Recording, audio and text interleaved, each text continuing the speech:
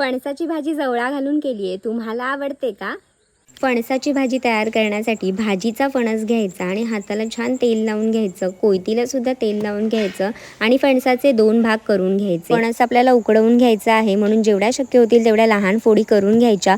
अजून एक पद्धत मी दाखवलेली आहे आधीच्या व्हिडिओमध्ये, तर आता ही सोपी पद्धत दाखवते. फणस असा बारीक बारीक फोडींमध्ये साकटून घ्यायचा. त्याच्यानंतर कुकरच्या भांड्यामध्ये हा सर्व फोडी घालायच्या. त्याच्यामध्ये फोडी बुडतील एवढंच पाणी घालायचं आणि चमचाभर तेल घालायचं, कारण का खूप चीक असतो, मग तो सुटसुटीत होतो. 10 ते 15 मिनटं शिजवून घेतल्याच्या नंतर ह्या सर्व फोडी मी एका ताटामध्ये काढून घेतल्या. थंड झाल्याच्या नंतर वरचा आणि मागचा भाग अगदी सहजरित्या निघतो. मधला जो भाग असतो तो हाताने कुस्करून घ्यायचा आणि मग भाजीसाठी आपण हेच वापरणार आहोत.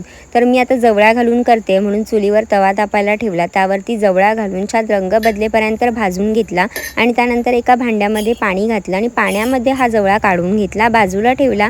आणि ज्या टोपामध्ये भाजी करायची त्या टोपामध्ये मी तेल घातलं चमचाभर. फोडणीसाठी कढीपत्त्याची पानं, ठेचलेला लसूण, थोडीशी मोहरी घातली आणि छान फोडणी तडतडल्यावरती त्याच्यामध्ये एक बारीक चिरलेला कांदा घातला, थोडासा परतला. मग लाल तिखट चमचाभर घातलं, हळद घातली, थोडीशी गरम मसाला, चवीनुसार मीठ घातल्याच्या नंतर त्याच्यामध्ये जवळा घातला आणि छान मिक्स करून झाल्यावरती जो आपण फणस कापून ठेवलेला आहे तो ह्याच्यामध्ये घालायचा आणि व्यवस्थित मिक्स झाल्यावरती चिरलेली फ्रेश कोथिंबीर घालायची. थोडंसं झाकणावर पाणी घालायचं आणि 5 मिनटं वाफ काढून घ्यायची.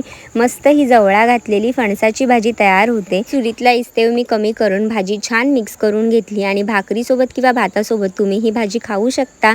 रेसिपी आवडली असेल तर फॉलो फॉर मोर रेसिपीज.